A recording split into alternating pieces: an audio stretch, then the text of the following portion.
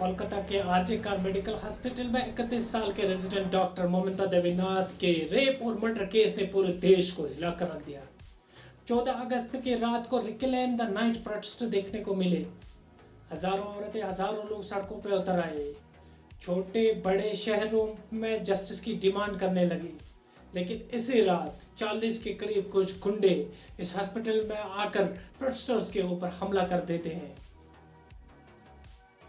Property को vandalise किया जाता है। पुलिस के ऊपर स्टोन पेल्टिंग की जा रही है और पुलिस फिर मजबूर हो जाता है इन गुंडों के ऊपर टीयर गैस शेलिंग करने के लिए, उन गुंडों को भगाने के लिए। कौन थे ये लोग, आखिर किस पार्टी से एफिलिएटेड थे, कोई नहीं जानता। लेकिन यहाँ पे वेस्ट बंगाल के चीफ मिनिस्टर ममता बनर्जी के ऊपर ब्लेम डाला जा रहा है इस रिपीटेड लॉ एंड ऑर्डर के फेलियर के चलते। सबसे बड़ा सवाल यहाँ ये उठता है, आखिर इस देश की औरतें कब सेफ और सुरक्षित होंगी। इस आउटरेज के बीच में ही एक और रेप और मर्डर केस की खबर आ रही है उत्तराखंड से।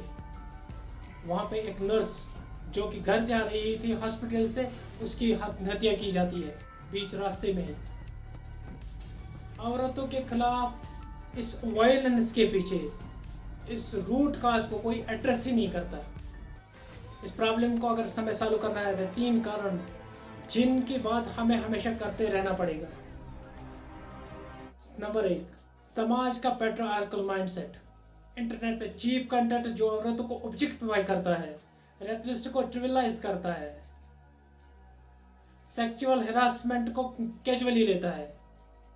एनिमल और कबीर सिंह जैसी मूवीज, माँ बहन की गालियां, नॉर्मलाइज करना माँ बहन की गालियों को, ये सारी ऐसी चीजें हैं जिनसे रेपिस्ट का माइंडसेट प्रोपेगेट होता है, औरतों के खिलाफ वायलेंस एनकरेज होता है।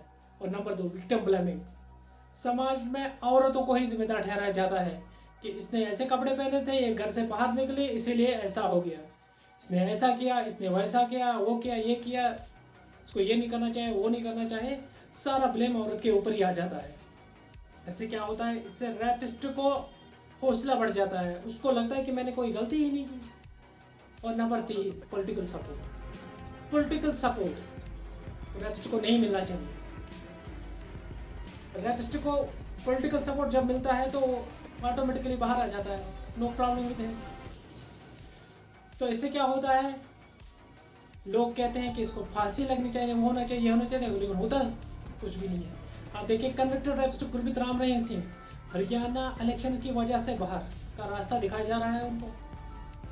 20 साल की सजा सुनाई जाती है, उसको 235 दिन वो जेल के बाहर गुजारा है। बिल्किस बानो के रेपिस्ट्स को मालाएं चढ़ाई जाती है, उनको संस्कारी कहा जाता है। ब्रिजभूषण जैसे नेताओं को पुलिस सपोर्ट किया जाता है। कोई पॉलिटिशियन अगर रेपिस्ट बन गया तो उसके लिए रैलियां निकाली जाती हैं। अगर देश के औरतों को सुरक्षित बनाना है तो ये 3 काम हमें जरूर करने होंगे। इन तीन कामों पे, इन 3 चीज़ों, इन 3 बातों में हमें काम करना पड़ेगा।